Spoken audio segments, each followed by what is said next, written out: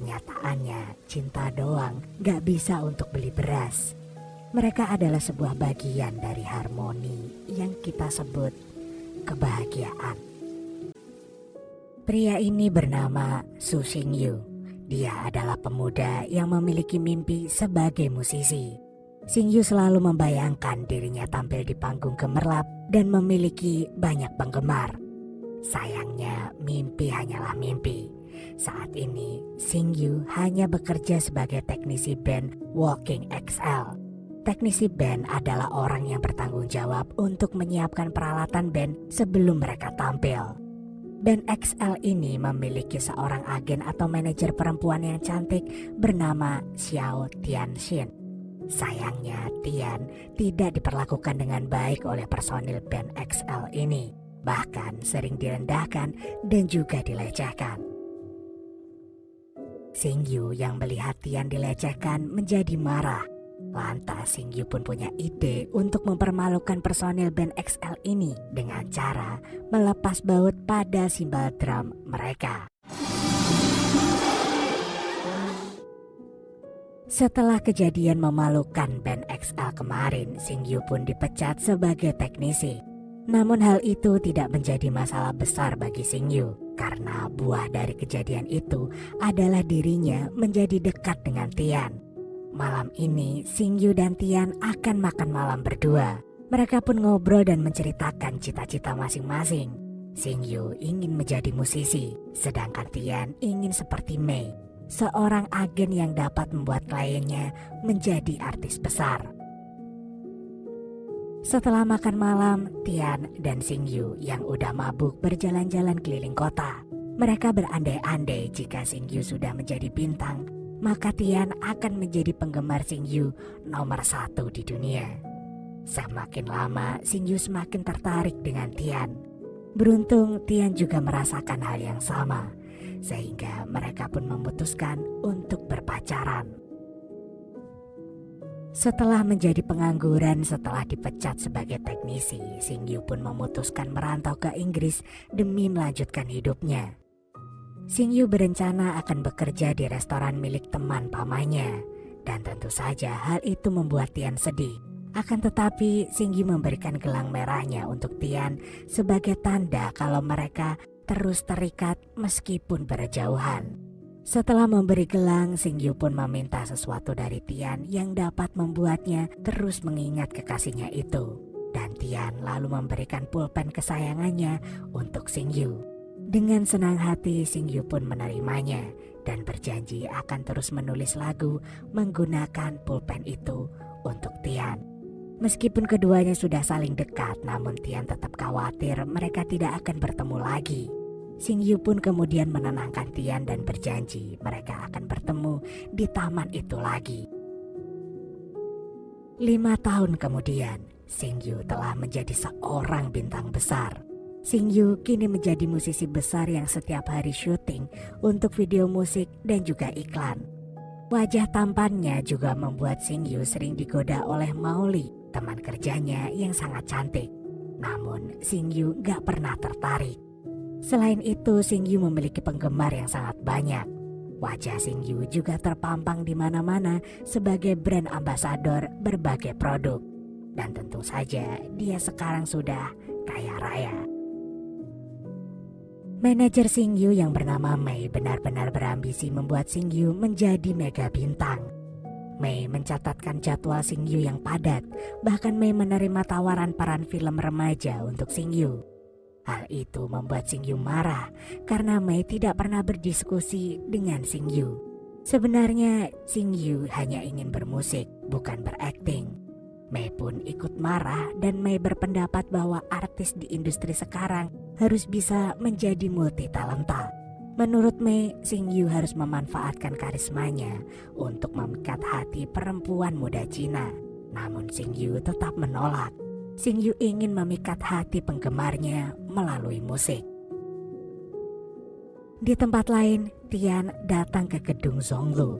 Hari ini adalah hari pertama Tian bekerja sebagai manajer di gedung itu, bagian departemen manajemen artis. Namun tanpa disangka, Tian bertemu lagi dengan Xingyu.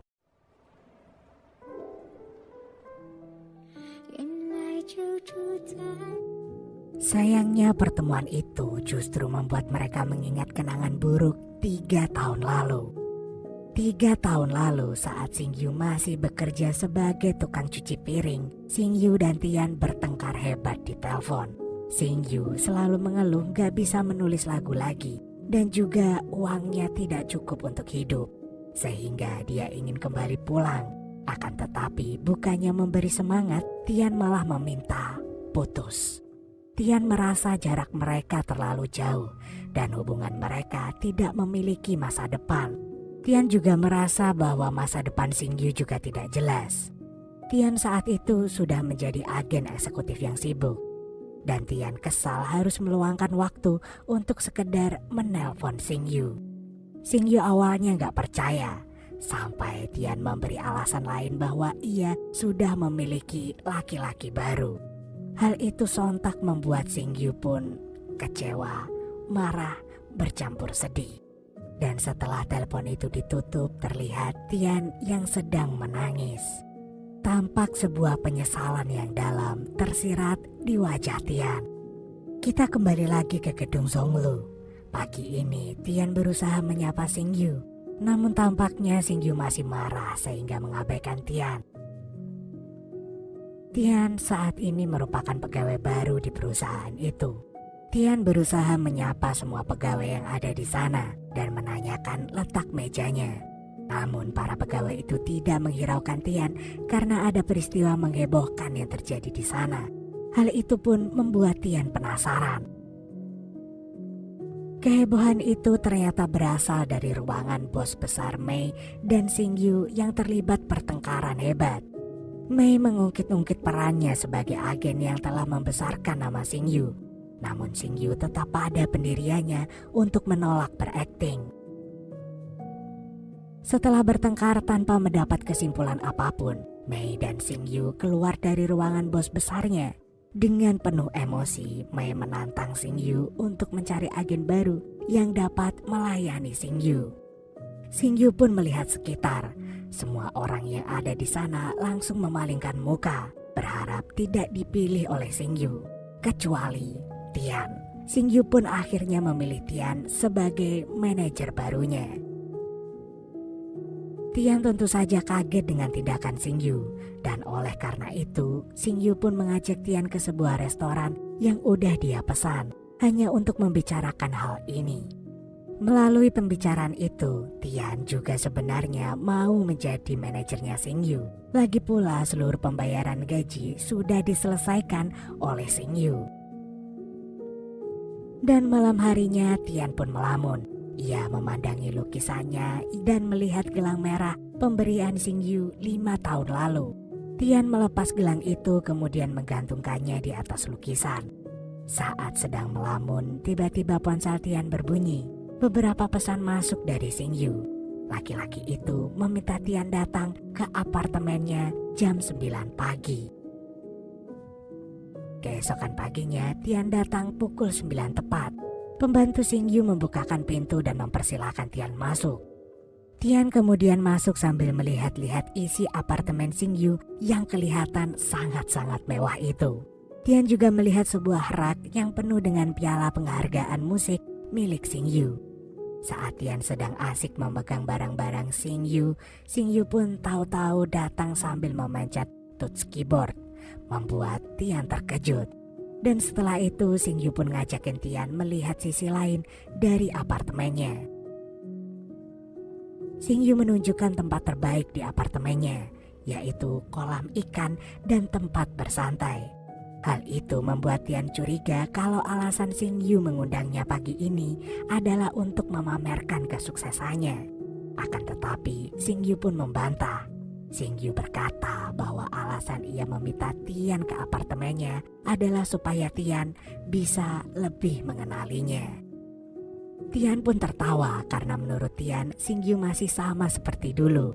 Namun Xingyu mengatakan bahwa Tian belum tahu jumlah kamar di apartemennya, password pintu apartemennya, dan hal-hal lain yang menyangkut keamanan Xingyu.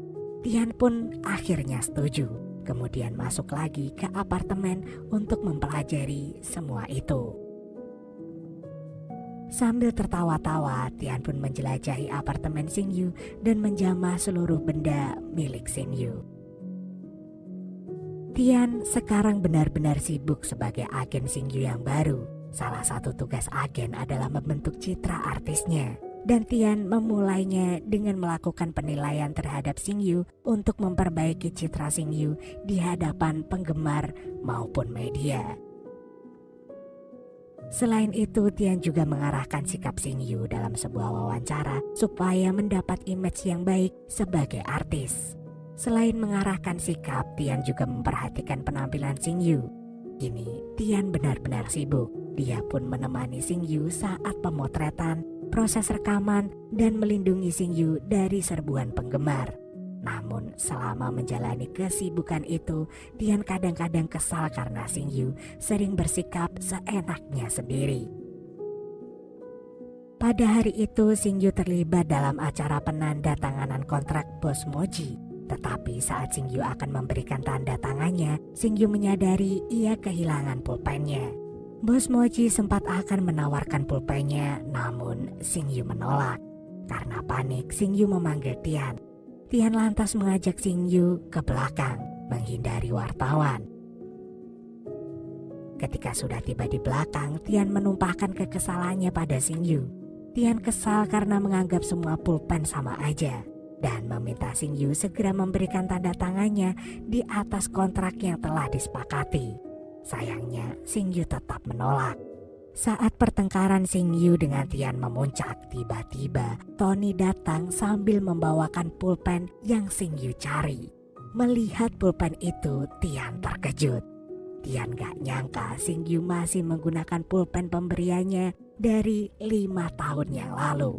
Malam harinya, Tian dan Xingyu sama-sama melamun dan mengingat kenangan-kenangan indah di antara mereka berdua.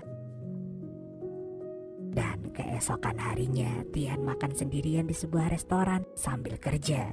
Tiba-tiba seseorang menyapa Tian dan dia pun terkejut. Ternyata orang itu adalah kenalan lamanya yang bernama Shen Yuan.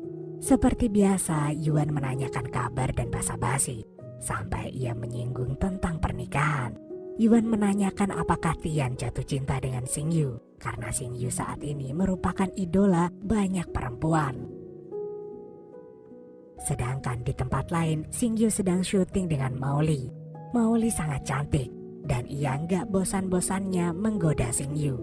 Namun Xingyu terlihat gak pernah tertarik. Masih di hari yang sama di gedung Zhonglu, bos besar memuji pekerjaan Tian dalam mengurus Xingyu. Mei seketika tersinggung. Mei merasa bahwa ketenaran Xingyu adalah berkat kerja kerasnya. Sedangkan Mei hanya meneruskan. Akan tetapi Mei tetap merasa Xingyu tidak tahu berterima kasih. Mei akhirnya menemukan artis baru untuk ia populerkan dan ia akan menjadi pesaing bagi Xingyu. Siang itu bos besar mengadakan pertemuan antara Xingyu yang ditemani oleh Tian dan Mei yang membawa artis baru. Bos besar mengenalkan artis baru itu bernama Gao Mang kepada Xingyu. Dalam pertemuan itu, Mei menyebut ada produser musik legenda yang hadir lagi dan mencari bakat baru untuk diajak bekerja sama membuat album. Mei dengan penuh ambisi menunjuk Gao Mang untuk bekerja sama dengan produser itu. Apalagi Mei sudah mengenal si produser. Meskipun hanya diam, namun Xingyu sebenarnya ingin bekerja sama dengan produser itu demi menunjang karir musiknya. Setelah pertemuan itu, Tian bergerak cepat. Tian langsung menghubungi produser Song melalui telepon. Namun produser Song menolak mentah-mentah telepon Tian. Akan tetapi Tian gak patah semangat. Tian berangkat menemui produser Song ke kantornya. Sayangnya produser Song tetap menolak kedatangan Tian. Meskipun ditolak berkali-kali, Tian terus menemui produser Song. Dia kesal karena ia menganggap Xingyu adalah musisi yang dibentuk oleh perusahaan. Produser itu bahkan membuang lagu-lagu Xingyu ke kolam renang dan menyuruh Tian untuk mengambilnya. Tian sebenarnya gak bisa berenang, Namun demi memperoleh kesempatan dari produser, Tian pun rela melompat ke kolam dan mengambil kertas-kertas itu. Sayangnya saat usaha Tian belum membuahkan hasil, media terus memberitakan kepopuleran Gao Mang sebagai penyanyi pendatang baru. Hal itu menyebabkan Xing Yu merasa tersaingi dan tidak bisa berpikir. Xing Yu ingin mengeluh, namun Tian lebih dulu mengeluhkan punggungnya yang sakit setelah melompat ke kolam renang gara-gara produser song. Xing Yu seketika khawatir, namun Tian tetap menyuruh Xing Yu menulis lagu. Akan tetapi karena pikiran Xing Yu sedang buntu, Tian pun mengajak Xing Yu ke suatu tempat untuk mencari inspirasi. Setelah melakukan sedikit penyamaran, Tian ternyata mengajak Xing Yu ke bar yang menggelar pertunjukan musik.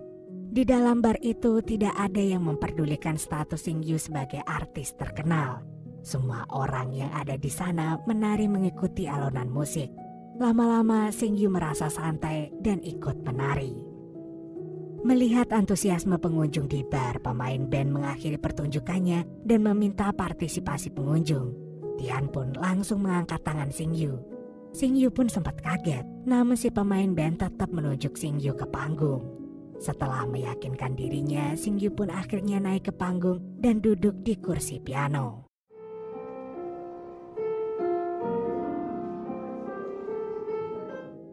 Saking harunya, Tian pun menangis saat mendengar lagu Xing Yu.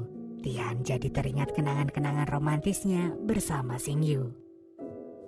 Ternyata ada produser song di lantai 2 bar itu. Dia merasa tersentuh mendengar permainan piano milik Xing Yu. Keesokan harinya Tian datang ke pesta ulang tahun Tony lalu minum sampai mabuk. Tian yang mabuk berat tanpa sadar mengirim pesan yang berisi seluruh ungkapan perasaannya kepada Xing Yu. Malam pun semakin larut, Tony membangunkan Tian untuk pulang. Namun karena Tian gak segera bangun, Tony pun memeriksa ponsel Tian dan membaca pesan Tian untuk Xing Yu. Akibat gerakan Tony itu, Tian terbangun dan menyadari tindakan bodohnya mengirim pesan untuk Xing Yu. Keesokan paginya, Xing Yu meminta penjelasan Tian tentang pesannya semalam. Namun sebelum sempat mereka membahasnya, Xing Yu sudah dipanggil untuk syuting. Syuting kali ini menggunakan balon udara. Tian punya firasat buruk dengan ini, sehingga ia terus bertanya dengan khawatir kepada sutradara. Firasat Tian ternyata terbukti. Tali balon udara terlepas, sehingga balon udaranya terbang. Tanpa pikir panjang, Tian meraih balon udara bagian bawah. Untungnya Xing Yu berhasil menangkap tangan Tian, kemudian menariknya ke atas. Tian jadi khawatir mereka berdua akan terus berada di balon udara. Namun Xing Yu berhasil menenangkan Tian kalau mereka tetap akan bisa mendarat jika bahan bakarnya habis. Tian dengan Xing Yu kemudian mengelilingi kota dengan balon udara saat matahari terbenam dengan cantiknya. Malam kini telah tiba. Bahan bakar balon udara telah habis sehingga mereka mendarat di sebuah tanah lapang. Meskipun kesal, Xing Yu meyakinkan dirinya sendiri kalau mereka akan dijemput oleh perusahaan. Alih-alih khawatir, Xing Yu mengajak Tian untuk bersantai dan menikmati malam yang sepi. Mereka berdua lantas duduk dan melihat bintang. Mereka membicarakan bintang di langit dan masa lalu mereka yang belum selesai. Xing Yu mengatakan ia sangat rindu dengan Tian dan menyesali perpisahan mereka. Tian pun kemudian menyatakan alasan sebenarnya meminta putus dari Xing Yu, bahwa Tian sesungguhnya tidak ingin menjadi beban Xing Yu. Lama-lama Xing Yu pun menyadari bahwa Tian masih menyayanginya. Xing Yu sangat senang dengan fakta itu. Namun Tian khawatir hubungan mereka bisa diketahui orang lain dan karir Xing Yu akan hancur. Sesampainya di rumah, Tian merenungi kalimat Xing Yu, kemudian memperbaiki lukisannya. Keesokan harinya, Tian jatuh sakit. Xing Yu khawatir dan berencana mendatangi ke apartemen Tian. Tetapi Tian menolak karena Xing Yu pasti akan diserbu penggemar begitu ia keluar gedung. Setelah Tian menutup teleponnya dengan Xing Yu, tiba-tiba terdengar ketukan di pintu apartemen. Tian pun buru-buru membukanya. Dan ternyata Chen Yuan datang bertamu. Yuan melihat Tian yang sakit. Ia pun menawarkan diri memasakkan sup untuk Tian. Di tempat lain, Xingyu masih berusaha keluar dari apartemen. Ia memakai kacamata hitam lebar dan topi.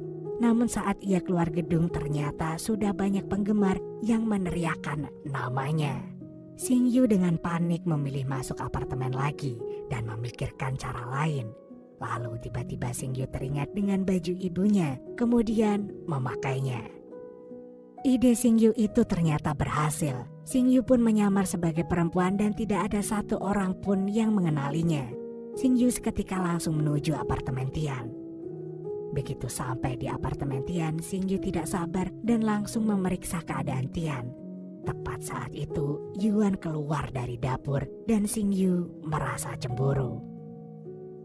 Dan setelah kejadian malam itu, diam-diam Xingyu merencanakan dendam. Ketika sedang syuting bersama Maoli, Xingyu sengaja mendekati Maoli supaya Tian cemburu. Ternyata dendamnya memang terbalaskan. Xingyu tahu bahwa Tian benar-benar cemburu meskipun tidak mau mengaku. Xingyu kemudian berusaha mengobati kekesalan Tian dengan mengajak Tian makan malam romantis di apartemennya. Tian pun menyetujui usul Xingyu, padahal dia juga sedang menyiapkan pembalasan untuk si Xingyu. Malam harinya, Xingyu dengan penuh semangat menyiapkan makan malam spesial untuk dirinya dan juga Tian. Gak lama kemudian Tian datang. Xingyu segera membukakan pintu dan menyambut Tian. Akan tetapi gak disangkanya ternyata Tian datang bersama Yuan. Xingyu pun kesal, namun ia berusaha menutupinya dan menyambut Yuan dengan baik. Akan tetapi supaya Xingyu tidak merasa canggung makan malam bertiga dengan Yuan, Xingyu pun mengundang satu teman lagi. Mereka menunggu agak lama sampai teman Xingyu datang. Ternyata teman Xingyu ini adalah Maoli yang datang dengan heboh karena gaun belakangnya masih terbuka. Xingyu akan menolong Maoli, namun Tian segera mendahului untuk memperbaiki gaun itu. Xingyu lantas mengajak tamu-tamunya ke meja makan. Di meja makan itu sudah ada 2 piring stik yang awalnya untuk makan malam bersama Tian. Namun sekarang ada 4 orang. Xingyu berniat memesan pizza, tetapi Yuan menolak karena menganggap pizza bukan makanan sehat. Yuan pun menawarkan diri untuk memasak buat mereka. Xingyu yang gak mau kalah, ia juga ingin memasak. Maoli bahkan mengusulkan acara kompetisi memasak di antara Yuan dan juga Xingyu supaya lebih seru katanya. Dan sekarang Yuan dan Xingyu pun beradu masak di dapur dengan olahan telur dan sayur seadanya. Awalnya Xingyu merasa minder dengan kemampuan memasak Yuan. Namun lama-lama Xingyu percaya diri dan mengolah telur dengan cara yang dia tahu. Akhirnya kompetisi memasak telah selesai. Yuan dan Xingyu menunjukkan hasil memasaknya di hadapan Tian dan Maoli. Tian memuji masakan Yuan dan Maoli memuji masakan Xingyu. Xingyu yang cemburu dengan keakraban Tian dan Yuan menyindir profesi Yuan sebagai kritikus makanan. Tian yang tidak suka dengan sikap Xingyu pun berusaha mendamaikan suasana dengan mengomentari secara positif masakan Yuan. Namun Xingyu semakin tidak suka dengan itu.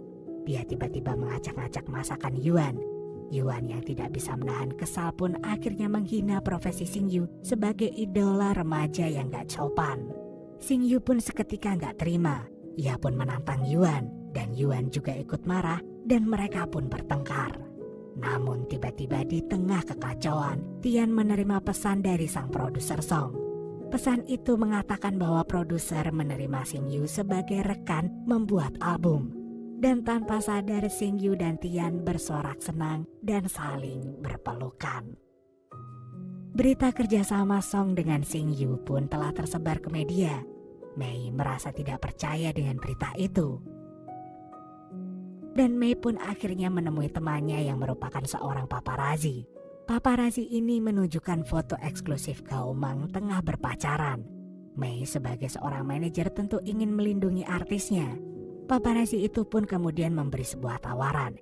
Jika Mei ingin menutup berita kencan ini, maka Mei harus memberikan berita yang jauh lebih menggemparkan. Xingyu dan Tian pergi keluar kota menggunakan pesawat pribadi. Di tengah perjalanan, tiba-tiba pesawat mengalami turbulensi hebat.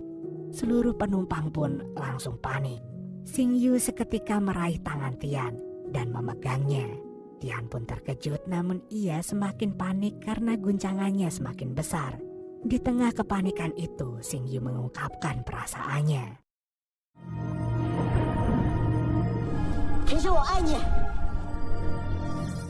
Pesawat pun akhirnya berhasil keluar dari cuaca buruk. Tetapi berkat guncangan pesawat itu, Tian dan Xingyu menyadari mereka masih saling mencintai. Kini setelah mereka sampai di hotel, Xingyu pun langsung mengutarakan perasaannya pada Tian. Tapi lagi-lagi Tian menolak karena takut seandainya mereka berhubungan, mereka akan diketahui para penggemar dan karir Xingyu akan berantakan. Namun Xingyu gak peduli. Xingyu tidak ingin kehilangan Tian lagi. Akan tetapi tanpa diketahui oleh Xingyu dan Tian, seorang paparazzi berhasil memotret kebersamaan mereka. Pagi ini Xingyu dan Tian datang ke sebuah acara yang dihadiri oleh orang-orang penting dari media hiburan. Tian terus mendampingi dan mengingatkan Xingyu supaya tidak salah menyapa orang karena bisa berakibat fatal. Dalam hal ini, Xingyu kagum dengan ingatan Tian yang mampu menghafal profesi dan background orang-orang penting tersebut. Setelah selesai beramah tamah, Xingyu dan Tian berjalan ke lantai dansa. Tian mengenalkan orang-orang penting dari majalah hiburan, bahkan menyebut ada 2 musuh bebuyutan yang ada di sana. Tian mengingatkan Xingyu agar tidak salah bersikap. Namun tiba-tiba Xingyu punya ide gila. Tiba-tiba Xingyu menarik Tian dan memaksakan diri untuk berdansa. Cara itulah yang dipakai Xingyu untuk menyapa 2 orang penting itu dalam waktu yang bersamaan. Meskipun sempat mengacaukan lantai dansa, namun Xingyu dan Tian terlihat sangat bahagia. Setelah Xingyu dan Tian telah berpacaran kembali, Xingyu memanfaatkan setiap momen pekerjaan mereka untuk menggoda Tian. Namun Tian selalu mengingatkan mereka supaya profesional. Akan tetapi, walaupun Tian kelihatan cuek dan tidak peduli, Tian sesungguhnya sangat sayang dan perhatian dengan Xingyu. Malam ini, paparazzi sudah menyiapkan foto-foto eksklusif kencan Xingyu dengan Tian. Namun tiba-tiba Mei menelponnya. Mei menelpon paparazzi untuk bertemu dan meminta paparazzi supaya menutup mulut atas berita kencan Xingyu dan Tian. Meskipun Mei kecewa dengan sikap Xingyu, namun Mei tidak ingin karir Xingyu hancur. Karena bagaimanapun juga kesuksesan Xingyu merupakan kerja keras Mei. Akan tetapi, Mei tetap menukar foto-foto kencan Xingyu dengan sejumlah uang agar berita itu tidak tersebar ke publik. Keesokan harinya, Mei memanggil Tian ke ruangannya. Mei menunjukkan foto-foto Xingyu dengan Tian. Tian pun menanyakan dari mana foto-foto itu berasal. Dan Mei menjawab bahwa foto itu berasal dari temannya yang merupakan paparazzi. Tian terkejut dan baru menyadari bahwa foto itu ditujukan untuk dirinya. Sebagai seorang agen, Tian tidak boleh terlibat ikatan emosional yang berpotensi menghancurkan karir artisnya sendiri. Maka dari itu Tian harus pergi dari perusahaan itu dan kalau perlu justru menyingkir dari industri manajemen keartisan. Tian menyadari kesalahannya dan dengan berat hati Tian pun mengundurkan diri dari perusahaannya. Xingyu yang saat ini belum mengetahui kepergian Tian masih tampil di panggung bahkan menyanyikan lagu untuk Tian. Tian semakin sedih karena ia menyadari perasaan cintanya terhadap Xingyu. Namun mau gak mau Tian harus pergi dari kehidupan Xingyu.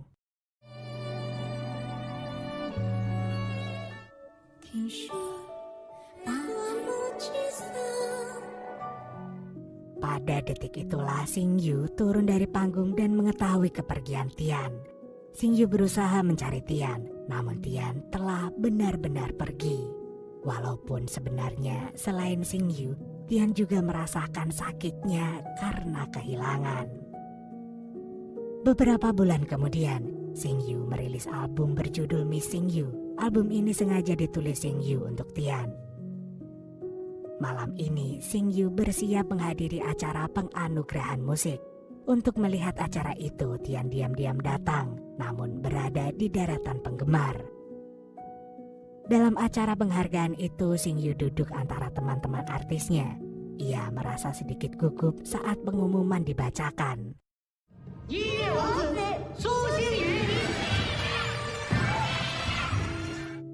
Xingyu pun akhirnya memenangkan penghargaan album terbaik. Oleh karena itu, Xingyu diundang ke panggung untuk menerima piala dan memberikan sepatah dua patah kata sebagai ucapan terima kasih. Dan dalam kesempatan itu, Xingyu memanfaatkannya untuk mengungkapkan perasaannya kepada Tian dan mengatakan janjinya bertemu dengan Tian di taman yang penuh dengan kenangan mereka.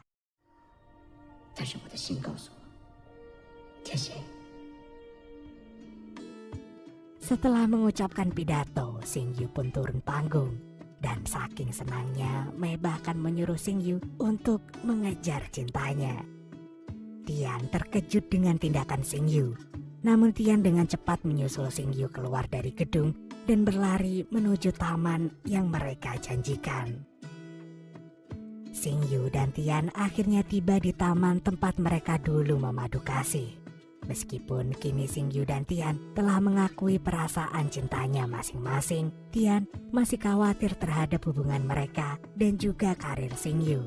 Akan tetapi, Xingyu terus menenangkan Tian dan meyakinkan Tian bahwa sekarang mereka bukan rekan kerja, sehingga hubungan mereka akan baik-baik saja. Tian pun percaya dengan kata-kata Xingyu. Dan akhirnya mereka pun saling menatap bahagia dan berjanji untuk tidak pernah pergi selamanya.